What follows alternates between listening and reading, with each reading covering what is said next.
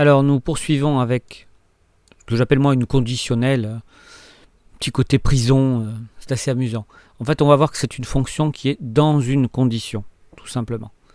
Donc on va regarder sur MDN comme d'habitude, s'il y a quelque chose, ça devrait être quelque part. Les constructeurs, tout ça on verra une autre fois. Ah voilà, définir une fonction de façon conditionnelle. Donc c'est toujours sur la même page, hein. Donc moi je vous le recommande vivement, hein. Vous pouvez le lire. Nous on va regarder parce qu'on va réutiliser en fait l'exemple de MDN comme on a repris le texte tout à l'heure. Là on est toujours proche de la doc, hein. On va reprendre son exemple et on va regarder ça en détail. Donc il y a un autre problème avec l'imbrication de fonctions.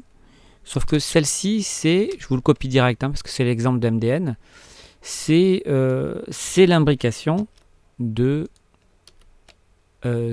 fonction, hein, on la voit là, fonction 0, qui est imbriquée dans une condition, if. On le voit ici aussi. Voilà. Et donc, le problème, voilà. Alors, if 0, en fait, c'est if fails. Hein, je vous l'ai mis au-dessus en commentaire, ça veut dire que c'est une condition qui est toujours fausse. Donc voilà.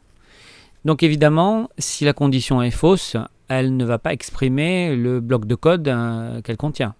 Bon, ça veut dire que la fonction 0 qui se trouve à l'intérieur de ce bloc n'est pas définie. Donc si j'appelle 0, vous allez voir, voilà, je me fais engueuler. Voilà. 0 is not a function, tout simplement parce que 0, la fonction 0, n'a pas été déclarée, elle n'a pas été définie. Puisque cette zone-là est considérée comme fails. Elle n'existe pas, elle n'a pas été débloquée par la condition. Donc du coup, si la fonction 0 n'a jamais été définie à cause de l'instruction if, parce qu'elle est toujours fausse, cela signifie qu'on ne peut pas l'appeler. Voilà. Donc c'est bien le problème de mettre une fonction dans une instruction conditionnelle. Ça peut créer des problèmes. Alors là, c'est un problème d'imbrication, hein, d'instruction. Et la raison en est simple, hein, c'est que dans ce cas de figure, ici, la fonction 0 n'est pas une instruction de fonction. Vous savez, on avait parlé au début, instruction, fonction, expression, fonction. En fait, ici, dans ce cas précis, la fonction 0 est une expression de if, de l'instruction if. Du coup, en fait, on ne devrait pas l'écrire comme ça. Si on voulait écrire ça proprement dans le code, on devrait l'écrire comme ça. Je la copie, puis on va la modifier. C'est-à-dire que on devrait virer ça. Ah. Et on devrait faire comme ceci. C'est-à-dire écrire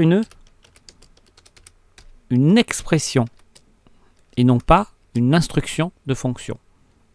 Il y a un truc qui ne va pas là. Voilà. Donc là, c'est plus juste. C'est-à-dire que ici, on a écrit une expression de fonction. Alors vous allez me dire, ça ne marche pas quand même. Ouais, ça ne marche pas quand même. Mais par contre, le code, ici, il est juste par rapport à la façon dont il est écrit dans une condition. Alors qu'ici, le code est faux de toute façon. Voilà, ça ne colle pas. Donc ça, c'était juste le fait de souligner ça. Attention aux conditions et à imbriquer vos fonctions dans des conditions. Ça, il faut faire très attention à son code. Mais enfin, on verra comment on génère, en fait, on évite ce genre de difficultés quand on crée une application. Si vous avez aimé, mettez un pouce bleu, partagez, commentez, mais surtout abonnez-vous. Vous serez alerté des nouveautés et quand il y aura assez d'abonnés, il y aura des bonus.